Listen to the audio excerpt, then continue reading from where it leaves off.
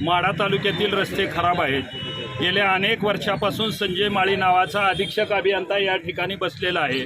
त्यांनी जिल्हा परिषद बराच भ्रष्टाचार केल्यानंतर सार्वजनिक विभागात अधीक्षक अभियंता या पोस्टवर असताना माढा तालुक्यातील संपूर्ण रस्ते खराब तयार केलेले आहेत।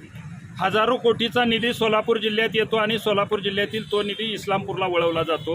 मूळ गावी त्या ठिकाणी भाऊ बिल्डर आहे आणि त्या ठिकाणी ते पैसे लावण्याचं काम केलं जातं। म्हणून आमची प्रमुख मागणी आहे की संजय माळीला लगेच सस्पेंड करा, बडतर्फ करा आणि त्याची चौकशी करा।